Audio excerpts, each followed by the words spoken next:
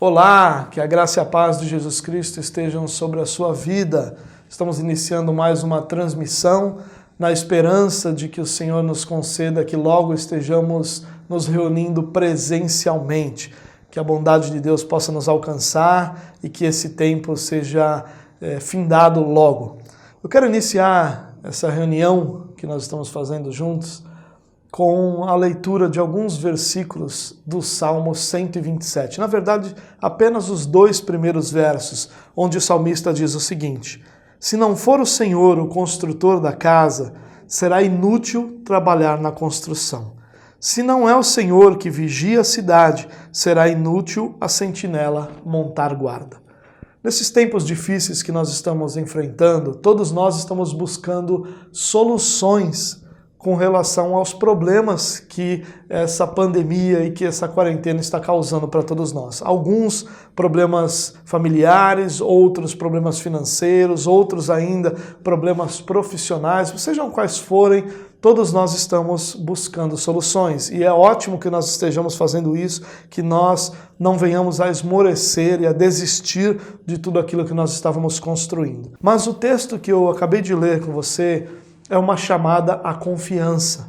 É uma lembrança para todos nós de que todo o nosso trabalho depende da bênção de Deus. Nós devemos sim trabalhar na construção, nós devemos sim vigiar, mas nós devemos, acima dessas coisas, confiar no Senhor. Confiar que o Senhor é aquele que age naquilo que nós estamos construindo. Que o Senhor é aquele que vigia para que nada de mal ocorra sobre a nossa vida. Nós não podemos deixar isso de lado. Nós não podemos confiar apenas no nosso próprio esforço. Nós não podemos achar que lidar com essa situação é uma responsabilidade nossa e que não há nada que nós devemos buscar em Deus. Ao contrário disso, o salmista diz: se não for o Senhor o construtor da casa, ou seja, se aquilo que nós estivermos construindo não tiver como construtor o nosso Senhor, é inútil. E o salmista continua dizendo: se não é o Senhor que vigia a cidade, será inútil a sentinela montar guarda. Se o Senhor não for aquele que nos protege, todo o nosso esforço para proteção será inútil. Essa é a lembrança que eu queria trazer ao seu coração nesse início do nosso tempo juntos, que você possa colocar sua confiança no Senhor, que você trabalhe arduamente para lidar com todos os efeitos desse isolamento, mas que ao mesmo tempo você confie no Senhor, porque é a bênção dele sobre aquilo que nós fazemos que traz resultado sobre todas as nossas ações. Nós vamos ter um tempo de louvor, onde a nossa intenção é que o seu coração seja renovado pelas verdades eternas do Evangelho, que nós possamos lembrar de quem o Senhor é, dos seus grandes feitos, através da música, através da arte. Mas antes de iniciarmos esse tempo de louvor, eu quero fazer uma oração com você. Convidar você que está nos assistindo nesse momento a fechar os seus olhos, a curvar sua cabeça, que nós possamos buscar a Deus juntos nesse momento. Pai, nós te agradecemos por esse privilégio e essa oportunidade que temos dessa transmissão. Nós louvamos ao Senhor por estarmos juntos agora, ainda que cada um em seus lares, cada um distante um do outro. Nós louvamos ao Senhor por podermos ter esse momento juntos, Pai. Nós pedimos a Tua bênção, que esse momento de louvor sirva para trazer renovo ao nosso coração, trazer lembrança à nossa mente da Tua grandeza, da Tua bondade, do Teu amor, da Tua salvação. Que o momento que nós teremos, Pai, de meditação na Palavra, possa edificar a nossa vida, possa transformar nosso coração, possa nos dar direção e força para seguirmos adiante. Que a Tua bênção esteja sobre nós, Pai, para a glória do Teu nome. Amém. Vamos louvar ao Senhor juntos. Eu sei que talvez seja estranho você agora sentado aí onde está, vendo a letra de uma música e ouvindo essa música através da sua televisão ou do seu dispositivo. Mesmo sendo diferente, os tempos são diferentes. O momento que nós vivemos é inédito, como talvez seja inédito você acompanhar o louvor assim. Mas quero convidar você a cantar junto. Quero convidar você a participar desse momento, usando esse recurso da música e da letra para exaltar o nosso Deus, para exaltar o nosso Pai.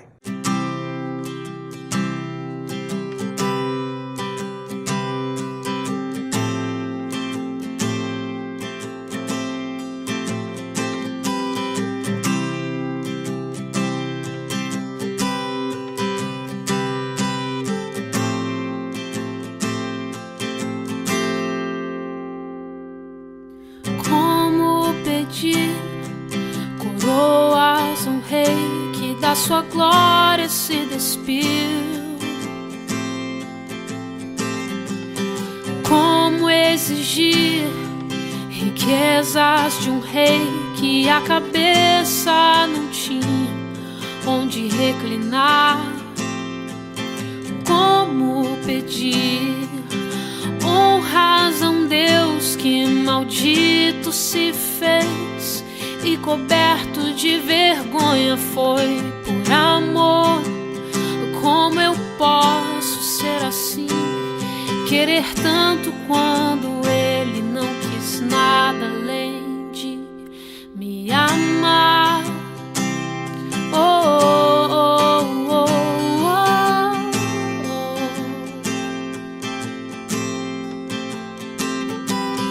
Todos os seus passos só me falam que o que Ele espera de mim é renunciar, é morrer pra mim mesmo, é tomar minha cruz e seguir os seus passos.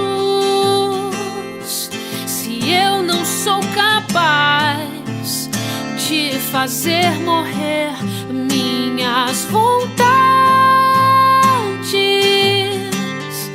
tampouco posso ser chamado um discípulo seu. A simplicidade Ele trazia no olhar. Tudo que Ele fez foi só pensando em nos amar. E ao ler sobre Ele, ao cantar sobre Ele, eu me pergunto onde a essência foi parar. A sua comida era a vontade do seu Pai, e o que fugia disso Ele deixava para trás. A minha paz custou o seu castigo, por meu pecado foi moído. Cordeiro de Deus, seu nome é Jesus.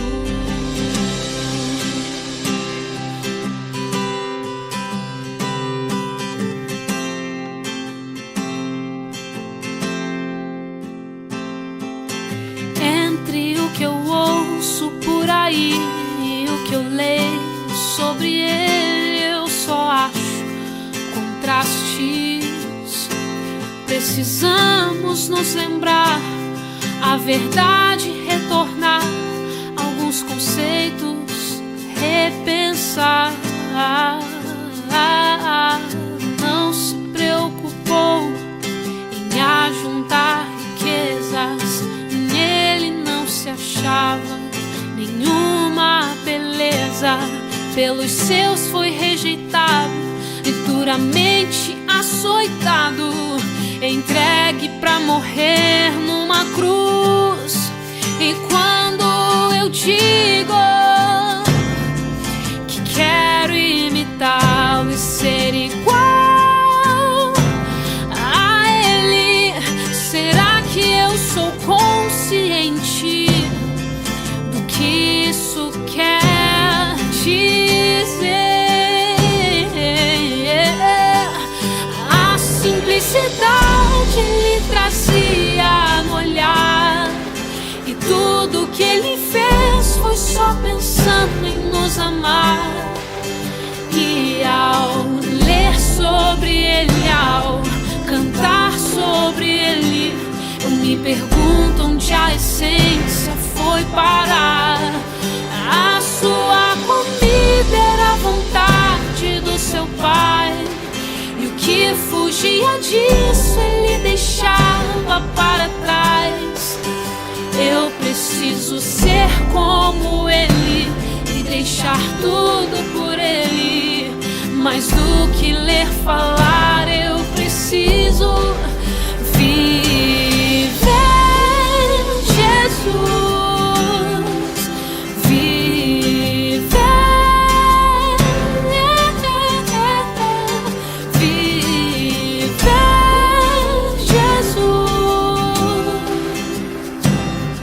Mais do que ler, falar, eu preciso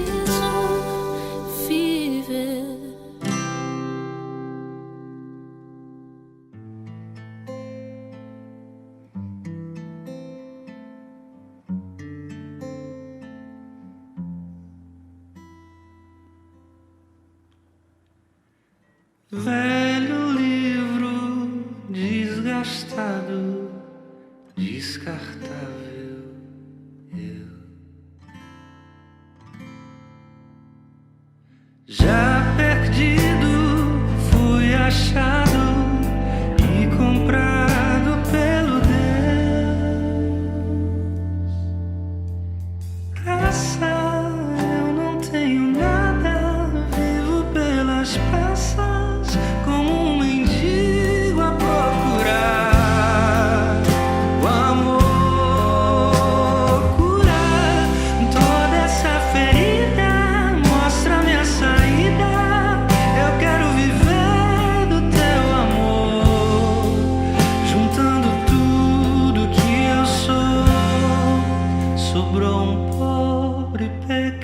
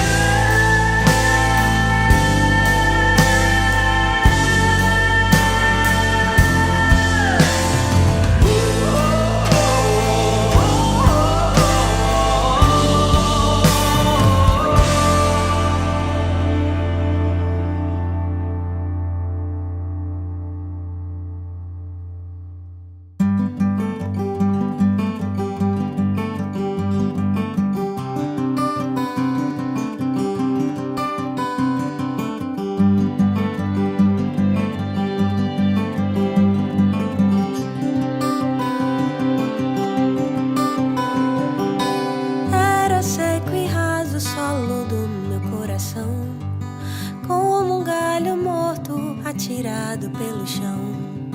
Quem me via já não queria regar, afinal o que de bom poderia brotar? Mas um dia o jardineiro se aproximou, com cuidado e maestria ele me limpou. Em videira permanente me fez habitar, e algo bonito em mim começou a brotar. Era a alegria, o fruto que vem depois do amor. Basta um pouco d'água, ela floresce e dispersa toda dor. É doce destino a se chegar, é doce caminho a caminhar. Passo a passo eu vou seguir, sem temer o que há de vir. E eu sei que vou viver pra crer e ver essa alegria que traz vida de novo, que traz vida de novo, cada dia até o fim.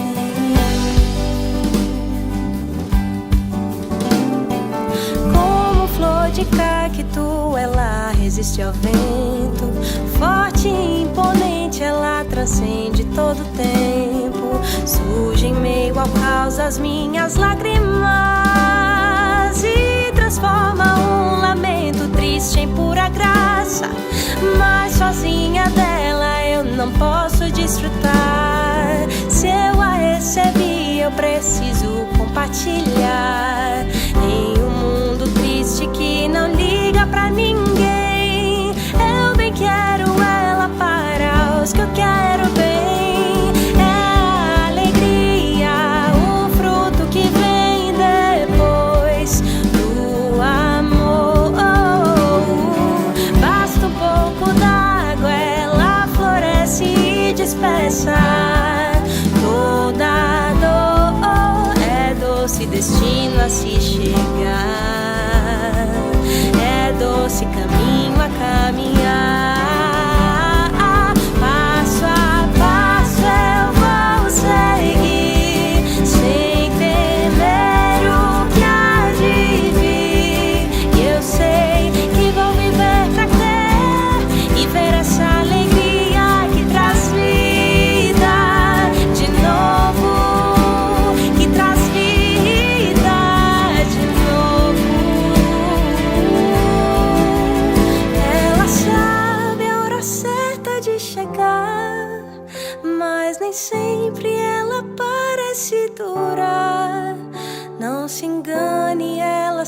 descansa sob o mesmo chão, esperando pela próxima estação.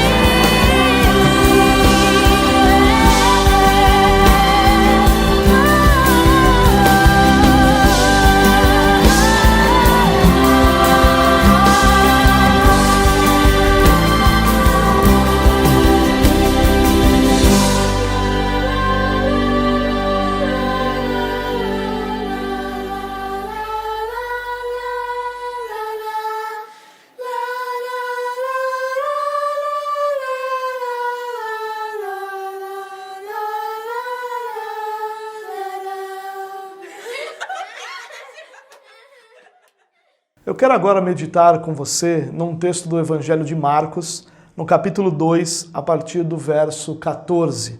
Nessa passagem, Jesus vai chamar Levi, também chamado de Mateus, um publicano, para segui-lo. Um publicano, apenas para refrescar a sua memória, era um judeu que trabalhava para os romanos cobrando impostos dos judeus. Não só dos judeus, mas nas regiões onde os judeus moravam, os impostos de transações comerciais eram cobrados. Fica fácil da gente perceber que um publicano não era alguém querido pelo povo, ao contrário, era alguém que o povo tinha na mais baixa estima, por duas razões. Em primeiro lugar, porque essa aliança que eles faziam com os romanos para cobrar impostos dos judeus era visto como uma espécie de traição. Então eles eram considerados traidores do povo, traidores da pátria. Já não bastasse isso, muitos desses publicanos eram desonestos.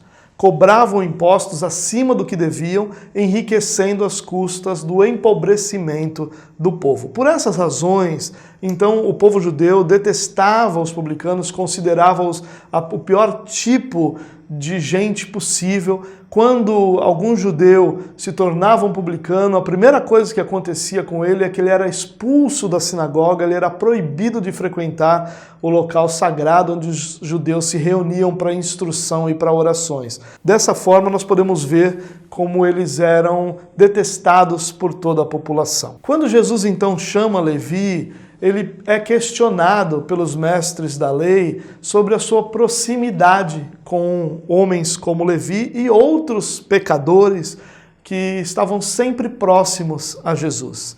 E a resposta que ele dá está no verso 17, onde ele diz o seguinte: não são os que têm saúde que precisam de médico, mas sim os doentes. Eu não vim para chamar justos, mas pecadores. Essa declaração de Jesus norteou o pensamento da igreja primitiva em relação à sua missão. Tanto que diversos dos escritos cristãos dos primeiros séculos contêm citações a essa passagem. E o que eu gostaria de fazer com você hoje é tentarmos entender um pouco essa expressão de Jesus e tentarmos aprender desse texto algumas lições. Em primeiro lugar, nós podemos aprender que Jesus salva apenas pecadores. Bom, isso parece óbvio, né? Que Jesus salva pecadores.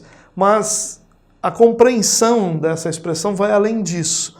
Jesus não está dizendo que existem pessoas que não precisam de salvação porque já são justos. Ao contrário, ele está declarando que somente aqueles que reconhecem sua condição de pecadores é que darão ouvidos à sua mensagem. É muito importante nós compreendermos isso, porque quando Jesus diz, eu não vim para chamar justos, mas pecadores, não são os sãos que precisam de médicos, mas doentes, ele não está dizendo que existe um grupo de homens que são justos e outro grupo que podem ser chamados de pecadores. Não, todos são.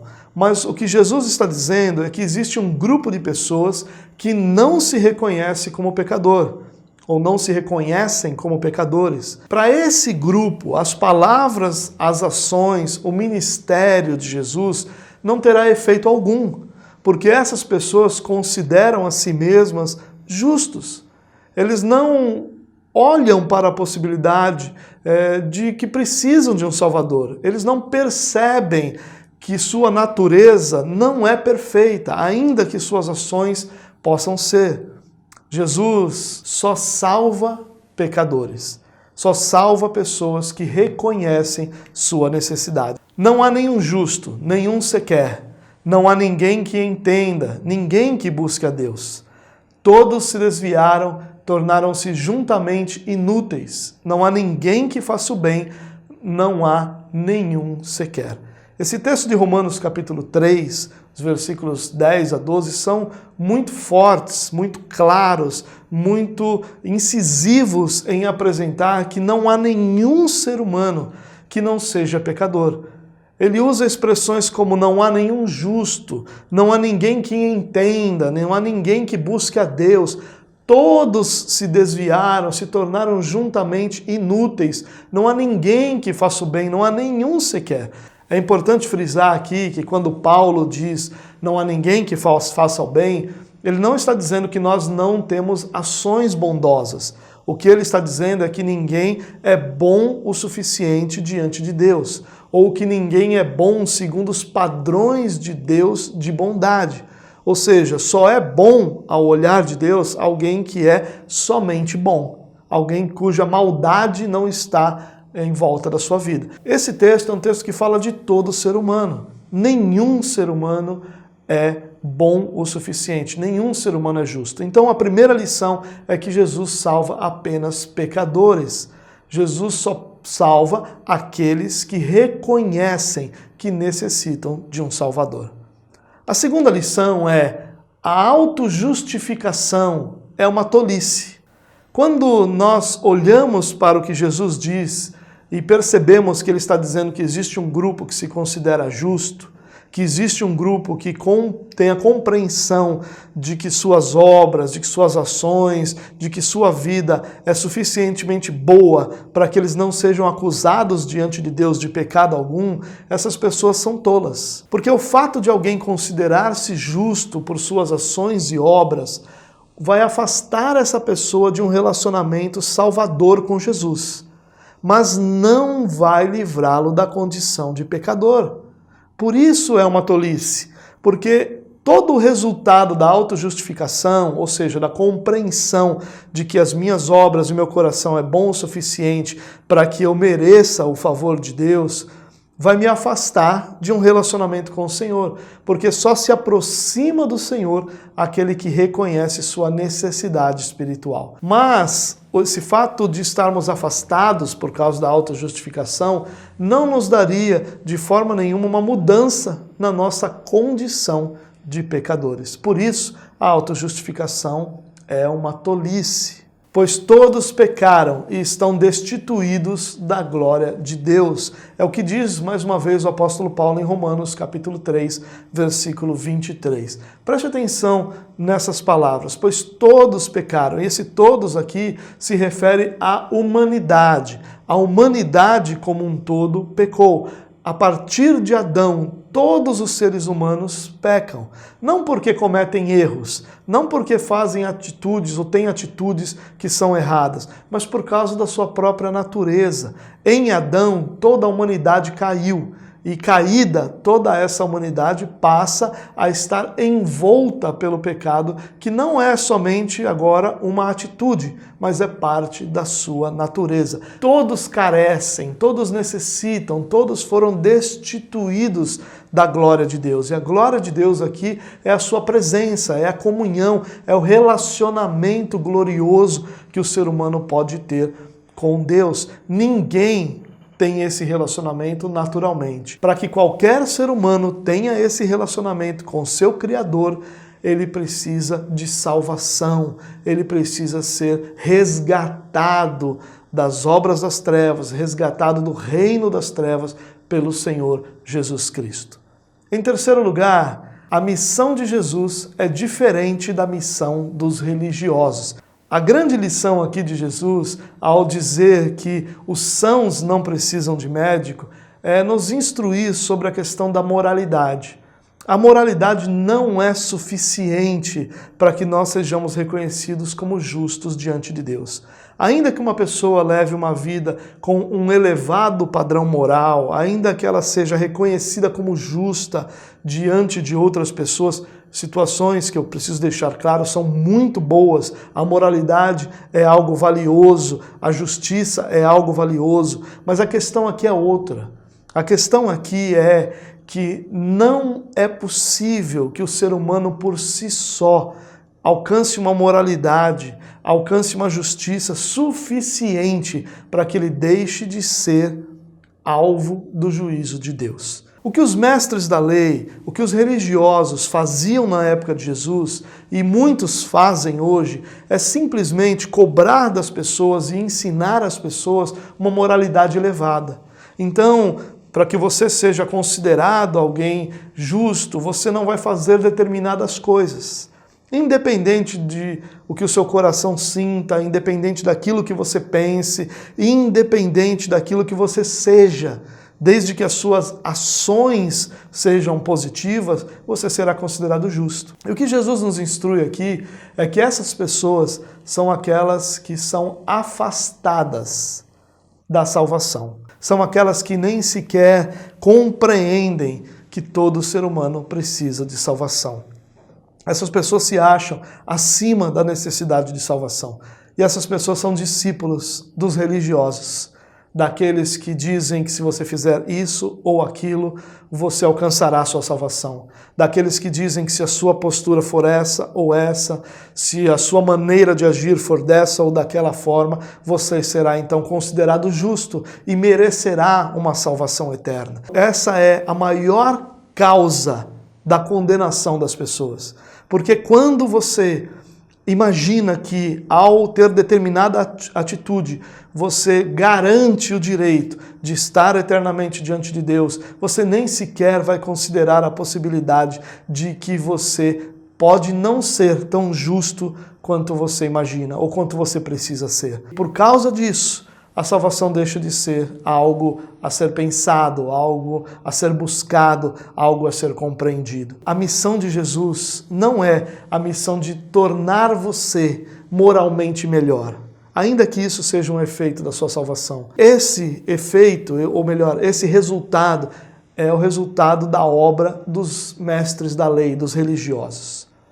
A missão de Jesus é transformar. Jesus veio para trazer cura aos doentes, libertação aos pecadores. A missão de Jesus não era moldar pessoas, mas transformá-las. Esse é o efeito da presença de Jesus em nossa vida. Nós não somos apenas moldados a um padrão de moralidade, de justiça exterior, porque tudo isso pode ser falsificado. Você pode estar com teu coração cheio de ódio e ao mesmo tempo proferindo palavras amorosas ou supostamente amorosas para a pessoa que está na sua frente. Você pode estar com seu coração cheio de inveja ou de desejo de vingança e ainda assim tratar cordialmente alguém com quem você, por quem você sente ou nutre todos esses sentimentos. Na verdade, é muito importante nós percebermos que a moralidade pode ser falsificada. A justiça, as ações exteriores podem ser falsificadas. Jesus não veio para isso. O que Jesus faz quando ele faz parte da vida de alguém, é transformar esse alguém, é levar essa pessoa a uma realidade onde ela era dominada pelo pecado, a uma nova realidade, a uma nova vida, onde agora ela é dirigida pelo Espírito Santo de Deus. A quarta lição é que o Evangelho alcança o rejeitado. Essa é uma lição extremamente importante para todos nós compreendermos. Levi era alguém considerado indigno, como eu já disse anteriormente. Os adjetivos usados para um publicano iam de traidor a ladrão, passando por uma série de outras caracterizações, todas elas negativas. Mas Jesus o chama para uma nova vida. O Evangelho alcança o rejeitado. O Evangelho alcança aquele que a sociedade considera como alguém sem esperanças. Talvez você já tenha ouvido a frase, ou dito até mesmo essa frase para alguém, você não tem jeito. Ou talvez você conheça aquele ditado popular que diz que pau que nasce torto nunca se endireita. Todas essas formas de expressão são apenas a maneira humana de compreender que o homem não pode mudar por si só. Nisso eles acertam. Um pau que nasce torto nunca se endireita, a não ser que Jesus o transforme.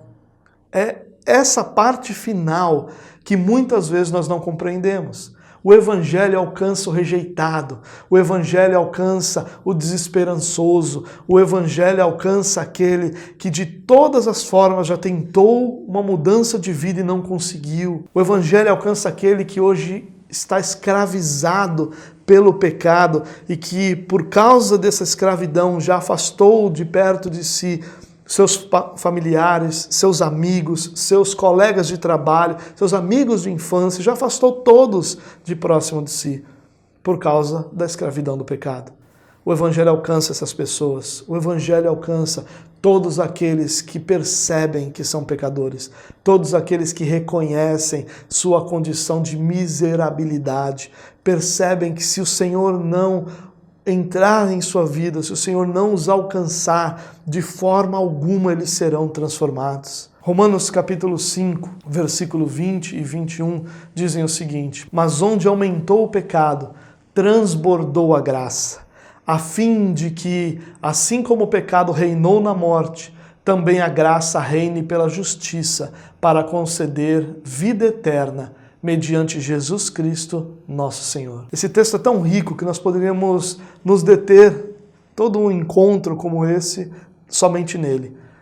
Paulo está dizendo o seguinte, que nas situações, nas vidas onde o pecado teve domínio, teve controle, ele foi abundante, a graça de Deus foi superabundante, ou seja, sobrepujou o pecado. E ele continua dizendo, a fim de que, ou seja, para que, assim como o pecado reinou na morte espiritual de uma pessoa, a graça de Deus possa reinar na justiça. Que justiça é essa se nós somos injustos? Que a graça de Deus possa reinar na justiça de Cristo.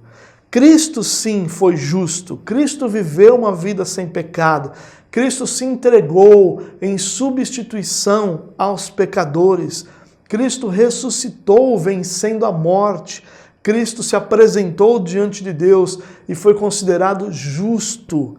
E na justiça de Cristo nós somos justificados, ou seja, essa justiça, perfeita justiça, foi derramada sobre a nossa vida, foi concedida a todos nós. Por essa mesma justiça nós somos abraçados, sendo então justificados. Nessa justiça nós recebemos a vida eterna, nas palavras de Paulo, sem esquecer que é mediante Jesus Cristo, o nosso Senhor.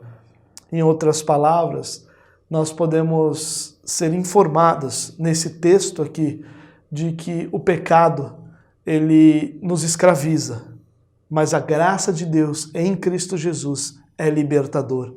O Evangelho alcança qualquer um. Talvez você que esteja me ouvindo já tenha sido alvo de muitas dessas frases, de pessoas que dizem que para você não tem jeito, eu já perdi a esperança em você, eu já não acredito mais que você possa ser diferente do que você é. E se você ouviu essas coisas, eu quero dizer a você que o Evangelho alcança qualquer ser humano. O Evangelho alcança todos aqueles que creem em Jesus. A condição não é ser justo, a condição não é ser bom, a condição não é ser qualquer outra coisa senão crer. Reconhecer que você é um pecador e depositar sua confiança na justiça de Cristo. Sua confiança no fato de que Cristo cumpriu todo o padrão de justiça de Deus. A justiça de Deus foi satisfeita em Cristo Jesus.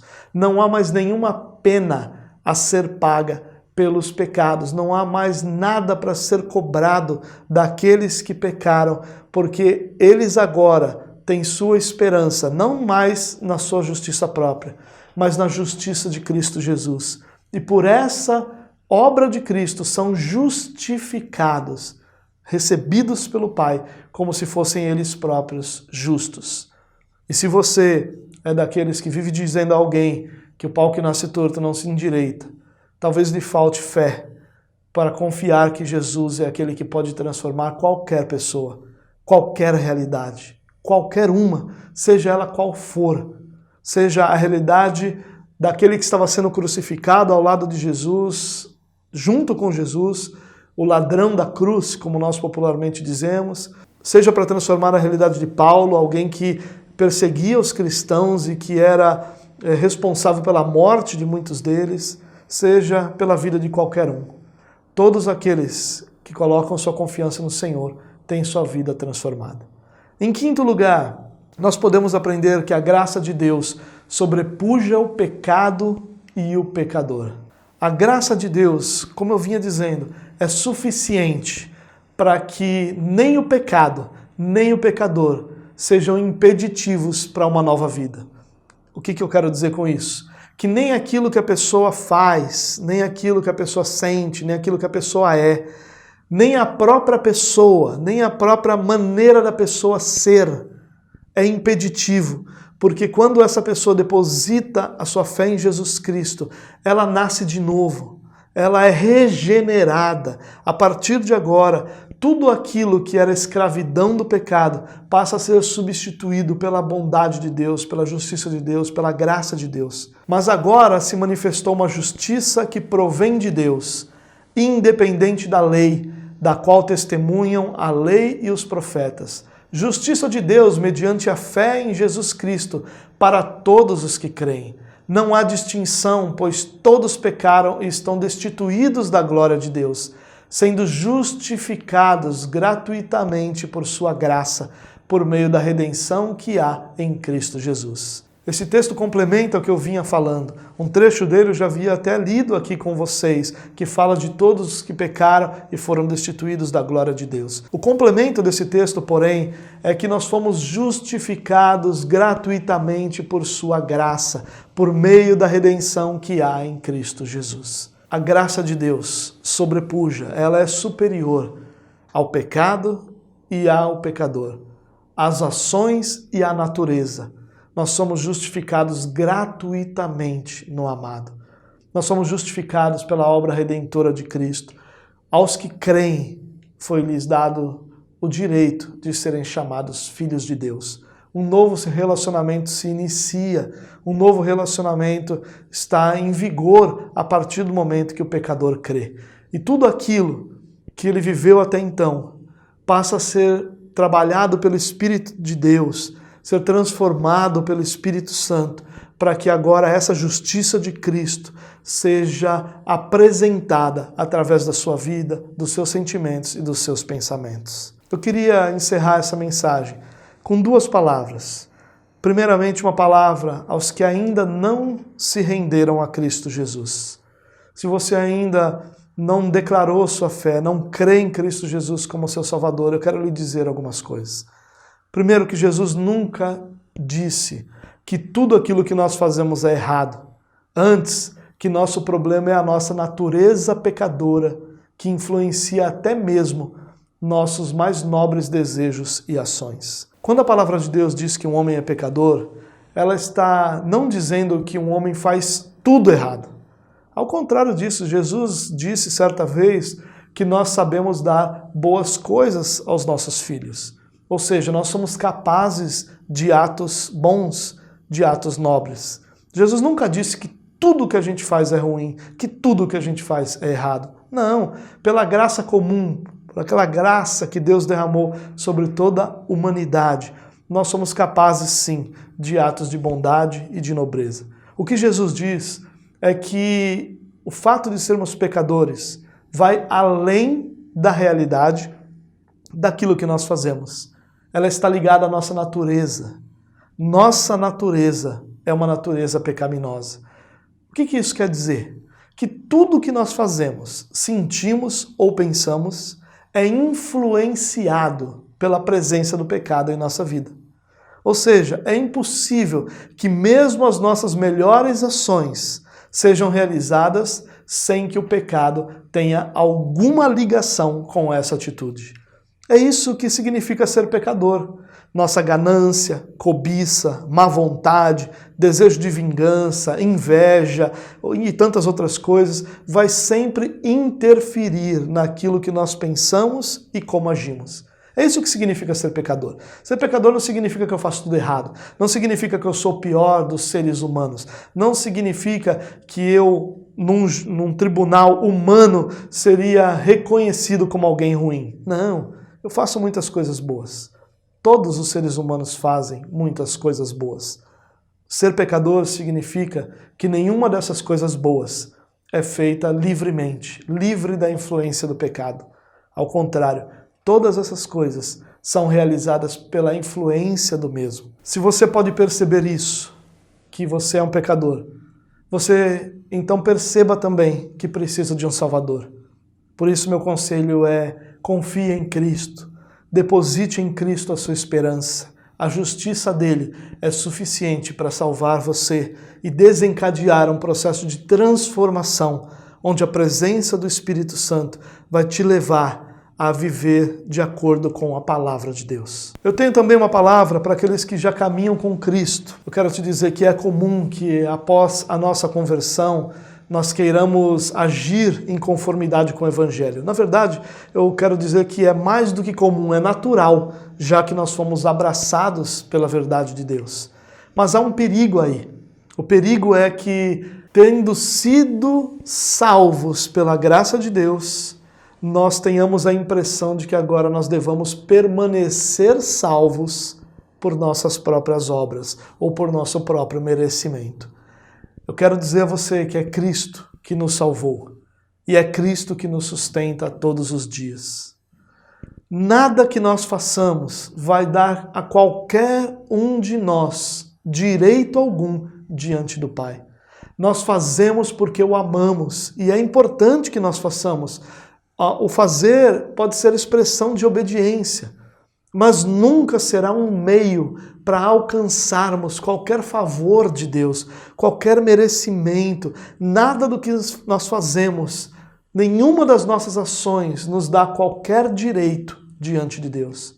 Por isso a minha palavra para você é: tome cuidado para não cair nessa armadilha, a armadilha de que alguém que um dia confiou na graça de Deus, agora se esforça para merecer o favor de Deus. Por isso, descanse na graça de Deus e Ele te sustentará por todos os dias da sua vida. Eu quero encerrar essa transmissão fazendo uma oração com você.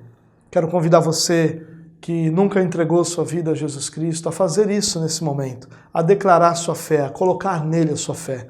Quero convidar você que já fez isso a descansar o seu coração em Deus. É Ele que te sustentará por todos os dias da sua vida. Confie nele, que Ele tem cuidado de você e permanecerá cuidando de você. Vamos orar. Pai, nós louvamos a Ti pela salvação que recebemos. Louvamos a Ti pelo nosso Senhor Jesus Cristo, que em Sua justiça, em Sua perfeição, em Sua ressurreição, nos concedeu nova vida. Nós louvamos ao Senhor por Sua justiça e pela justificação que recebemos através de Cristo Jesus. A minha oração nesse momento, Deus, é que o Senhor conduza o nosso coração a Ti, que o Senhor nos ajude a crer no Senhor, que o Senhor nos dê essa confiança que nós precisamos ter, de que o Senhor que nos salvou é o Senhor que salva hoje, independente das circunstâncias, e o Senhor que sustenta a todos nós a todo o tempo.